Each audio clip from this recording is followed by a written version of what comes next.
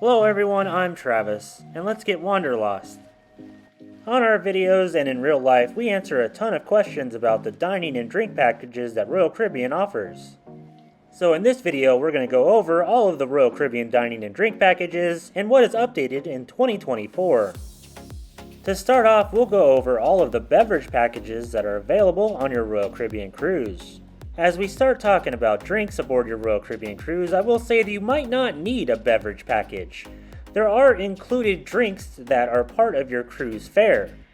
These drinks include milk, tap water, tea, hot coffee, lemonade, iced tea, flavored waters, several juices, and hot chocolate. Now, if those drinks sound perfectly okay with you and you can go the entire 4 to 7 days or however long your cruise is without anything else, then there's a chance you might not want to buy a beverage package. You could totally go to the Windjammer, the main dining room, or any other venue and just order one of those and be perfectly fine, and then occasionally order a cocktail or a mocktail or a beer a la carte and have a really good cruise and save some money. Now, if you're like me and you're not okay with just those simple beverage options, then you're going to want to buy a beverage package. And you're in luck. Royal Caribbean offers 4 different beverage packages on your Royal Caribbean cruise. They go all the way from an ultimate drink package, which includes everything and every alcoholic beverage, all the way down to a simple bottled water package where they deliver bottled water down to your room. So we'll start there. The bottled water package essentially gives you a package of 12 or 24 bottles delivered to your stateroom as soon as you embark on your cruise. With these bottles of water, you can carry them around the cruise, take them on your excursions, basically make it so you don't have to drink tap water. And if you run out, you can always order another package and have it delivered to your room as well. It's simple and refreshing. The next step up from that would be the Classic Soda Package, which is a personal favorite of mine. The Classic Soda Package is anywhere from $8 all the way up to $15 per day and gives you free access to all of the Coke Freestyle machines and any type of fountain soda at any venue around the ship. Royal Caribbean even gives you a nifty souvenir cup that has an RFID chip in the bottom of it that works with the Coca-Cola Freestyle machines. You can even use it at home as well. This package does not include cans of soda, so be aware of that. Recently, Royal Caribbean made a change to its package offerings, and before they used to have a classic soda and internet Wi-Fi package, but unfortunately that has gone away about middle of last year. So if you want the internet and wanted to save some money, you could bundle both together, but not anymore. Now you would have to spend the, $10 on the classic soda package and then another $20 usually on the internet package. It's a lot more than it used to be. But hey, at least the Starlink internet's better than what it used to be. At least you have that going for you. Now another step up from the soda package would be the Refreshment package, which is basically the non-alcoholic drink package aboard your Royal Caribbean cruise. The Refreshment package usually costs anywhere from $25 to $35 per day per person. The Refreshment package is Nicole's favorite thing to order, and we usually get it on every single cruise we go on. It allows her to order all of the premium coffees with extra shots of espresso, smoothies from the Vitality Cafe, bottled water, cans of Red Bull, shakes from Johnny Rockets, pretty much anything that is non-alcoholic. She can order it with that package and not have to pay anything additional. Nicole's favorite mocktails from the last few cruises that we've been on was the Virgin Guava Rita, which is a guava margarita, and the Tropical Crush, which has the tropical Red Bull and a few other things in it. She loves both of those. And the top tier of the beverage packages would be the Deluxe Beverage package, which basically includes alcoholic drinks and all your non-alcoholic drinks. The Deluxe Beverage package basically includes all of your cocktails, spirits, liqueurs, beer, wine, mocktails, basically all the drinks that were included in the non-alcoholic packages, all the way up to wines by the glass and all of your hard alcohols and cocktails. You can usually find the Deluxe Beverage package anywhere from $70 all the way up to $100 per day per person on your cruise. And if you wanted to order bottles of wine, you don't get them for free, but you do get a discount. It's usually 40% off bottles under $100 and 20% off bottles that are over $100. There are some exclusions with the Deluxe Beverage package. You don't get every drink included with it. There are some drinks that are really expensive or above the norm for an average Royal Caribbean cocktail, and you would basically pay the difference between what the beverage package gives you. Let's say it's $15 per drink, and the drink you're trying to order is $25. There's like a $10 difference, and you would pay that out of pocket. Those instances are few and far between, but just double check the menus before you order. And one thing to remember about the Deluxe Beverage package is if you're going to buy it, everybody in your cabin over the age of 18 has to buy it as well. The only way around this is if somebody in your cabin is sober or pregnant or has a medical condition, and then you would have to call Royal Caribbean to get an exemption. We do not recommend sharing a Deluxe Beverage package at all or bending the rules around these exemptions. If Royal Caribbean finds out that you're sharing drinks, they will cancel your Deluxe Beverage package and not give you a refund. I don't think it's worth it. And as another exclusion, if there is a Starbucks on your ship, like Symphony of the Seas has, Starbucks is not included in any of the drink packages, unfortunately. But you'll just have to get a coffee from Cafe Promenade. Speaking of coffee, there is the Cafe Select Coffee card. We have not talked about this yet, but it essentially is a punch card that has 15 punches on it, and each punch represents a coffee drink with one shot of espresso. You can use the card at Cafe Promenade or the Windjammer or Cafe 270 and essentially order any of your premium coffees, but just remember if your drink has more than one shot of espresso, that'll be more than one punch on your Cafe Select Coffee card. Let's say you wanted to drink some other stuff but didn't want to actually purchase a beverage package. You can actually bring your own drinks on board with you. Royal Caribbean actually allows you to bring 12 non-alcoholic drinks on board with you. They can be cans or bottles, and they must not exceed 17 fluid ounces. So yes, you can bring your energy drinks, your cans of soda, anything like that with you. And I know what you're going to ask next, can I bring alcohol on board? And the answer is yes. Each guest can bring one bottle, 750 milliliters or less, bottles of wine on board with you. Just make sure you put them in your carry-on. And be mindful, Royal Caribbean does charge a corkage fee if you have them open it in any of their venues on board. And as a reminder, you cannot bring liquor on board with you on embarkation day. Royal Caribbean will confiscate it and you will not get it back. But what about if I wanted to purchase alcohol in a port? Well, when you get back on the ship, Royal Caribbean will confiscate that, and they won't give it back to you until the last day of your cruise. So now that we've talked about all the packages and what you can and cannot bring on board with you on your Royal Caribbean cruise, which package should you buy? And I will 100% say it depends on how much you're going to drink. What me and Nicole do is we kind of do the math in our heads about how much we're going to drink versus how much the package actually costs.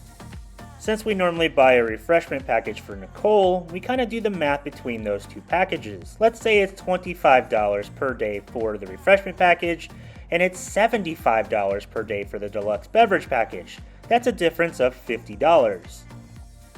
And if each cocktail on board, the average is about $14 each, it would take about 4, on average, drinks to make it worth it for us to get the deluxe beverage package. So are we going to drink 4 cocktails or 4 drinks per day over our norm?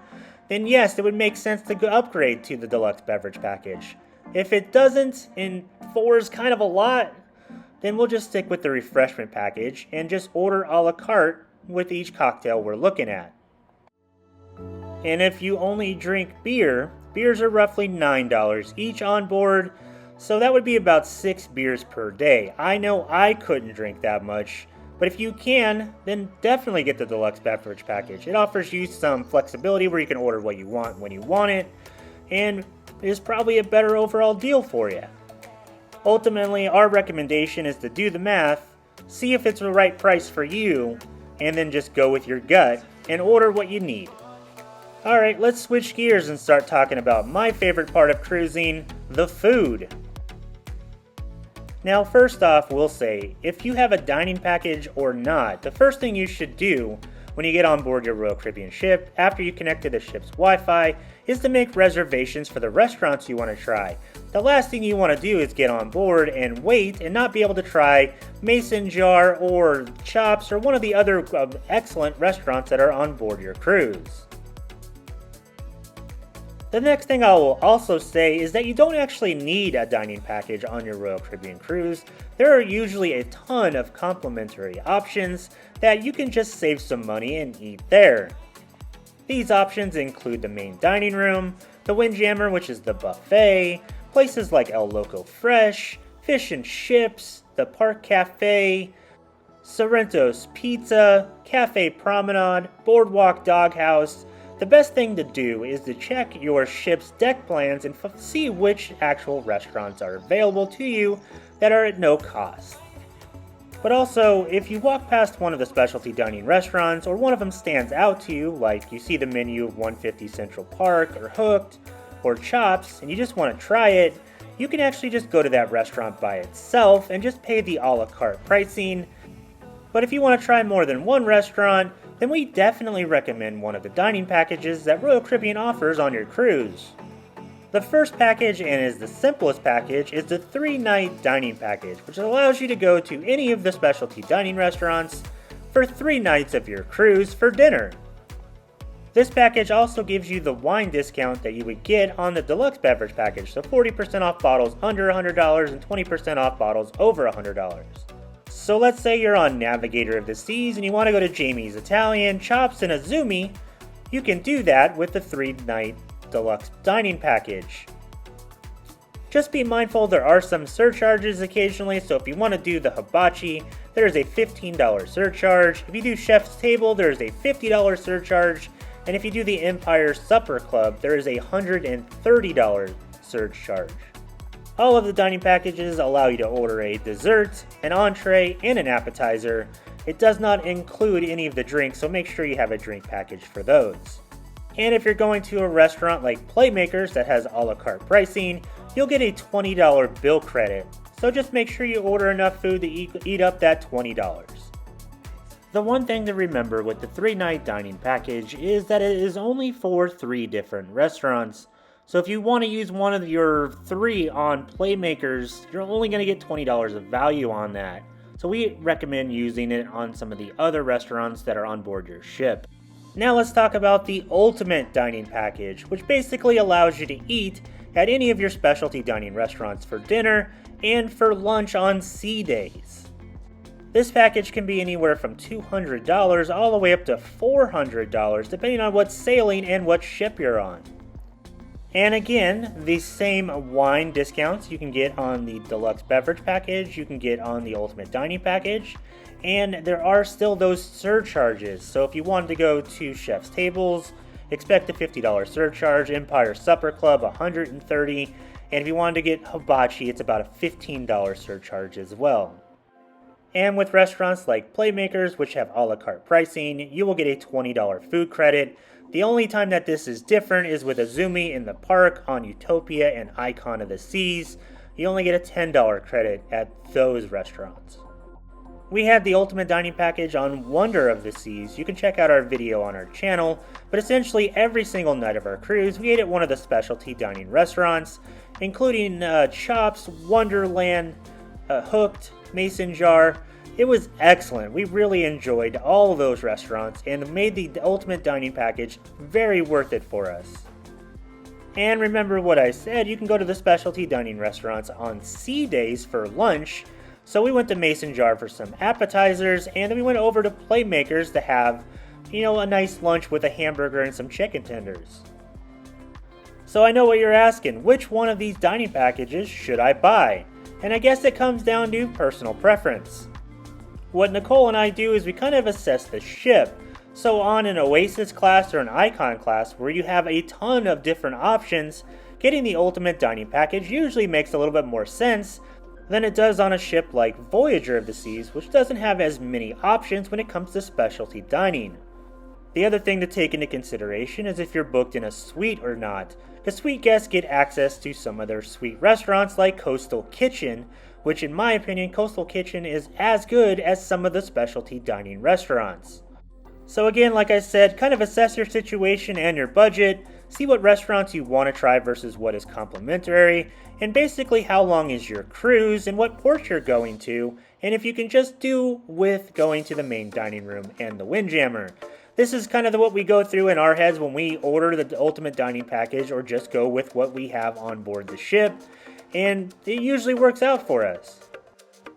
Now with pricing of the Ultimate Dining Package and the Deluxe Beverage packages, or any of the packages that are on board a Royal Caribbean ship, what you should do is when you are comfortable with the price, book what you're going to book. So let's say you're going on Utopia of the Seas and the Ultimate Dining Package is about $250. And you're like, yes, $250 is definitely worth it to me, I'm going to book it. And then about 3 months later, the price lowers to $200 per person. You can actually cancel what you've already booked and then rebook it at the $200 price point. So find a price you're comfortable with and book what you're comfortable booking. And remember, the pricing before your cruise is always going to be less than if you were to book on your cruise. For more information on the packages and what you can and cannot order, we recommend going over to the Royal Caribbean website and checking it out. You can also go on the app and see all the venues that are available on your ship and what type of menus they have so you can be better prepared when you go to order when you finally get on board. Now that should wrap up everything about the beverage and dining packages that are available on your Royal Caribbean cruise. If you have any other questions, please leave them in the comments section below. And as always, make sure you like and subscribe. And if you need me, I'll be in the Windjammer. Thanks for watching.